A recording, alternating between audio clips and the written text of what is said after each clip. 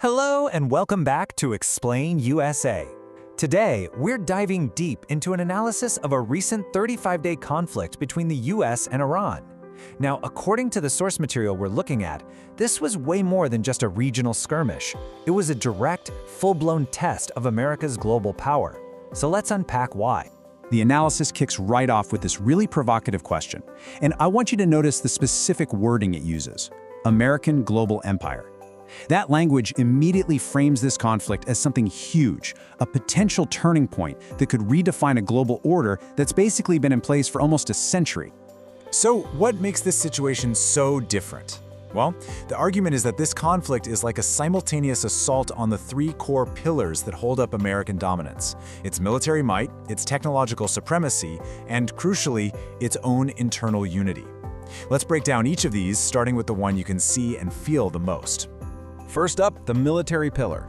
For decades, there's been this myth of American invincibility, built on just overwhelming technological superiority. The mere presence of US hardware was enough to deter anyone. But according to this analysis, that myth, well, it's starting to crack. I mean, for the first time in a very long time, the source is reporting that top-of-the-line American military gear isn't just being challenged, it's actually being defeated on the battlefield. Just look at this list. We're talking confirmed losses of an F-15 Eagle, an A-10 Warthog, and even America's prize stealth fighter, the F-35, has been hit. Every single one of these losses chips away at that long-held belief in American invincibility. And this number right here is particularly stunning because of where it comes from.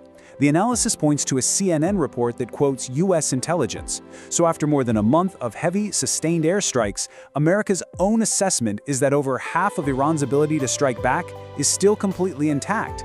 This really calls into question how effective this whole air campaign has even been. But, this challenge goes way beyond just the physical hardware.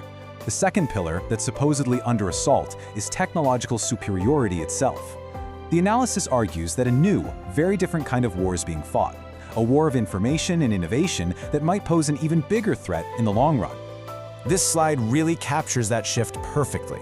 On one side, you have the traditional symbols of military power, but on the other, you have the weapons of this new battlefield. The source argues it's not just about who has the most expensive jets anymore. It's about who can innovate and share knowledge the fastest. The whole conflict has gone digital. And this has led to something the source is calling people-to-people warfare. It describes Chinese engineers literally posting tutorials on social media showing how to use unconventional, low-tech tricks to spot America's most advanced stealth fighter. Think about that. It's like a decentralized global resistance where expertise is crowdsourced to take on a superpower. And that idea feeds into a much, much bigger long-term problem. The source points to this absolutely staggering gap in human capital. The US graduates around 100,000 engineers a year. China, 1.3 million. The argument here is pretty clear. The very engine of future tech power is shifting, and these numbers are really hard to ignore.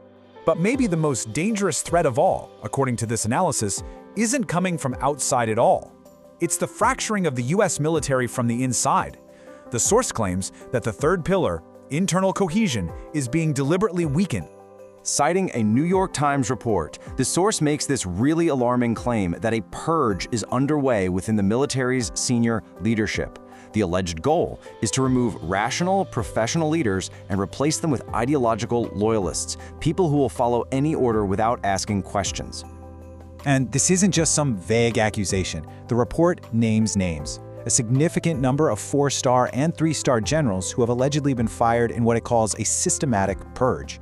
This represents a huge loss of experience and institutional knowledge, potentially hollowing out the military's command structure from the top down. So when you put all three of these challenges together, the military, the technological, and the internal, they create a really severe paradox for US leadership. The analysis portrays it as a kind of strategic trap with no clear or easy way out. The rhetoric coming from the White House is absolute. The US president has promised nothing less than total victory, vowing to completely decimate Iran's infrastructure. This sets an incredibly high bar for what winning is even supposed to look like. And yet, the source points out that in an 18-minute speech filled with all these threats, there was one glaring omission: a clear plan for how to actually end the war. The entire focus was on destruction, not on any kind of diplomatic or strategic endgame. And this is the trap. Pulling out suddenly without some kind of decisive negotiated victory would be seen around the world as a historic defeat.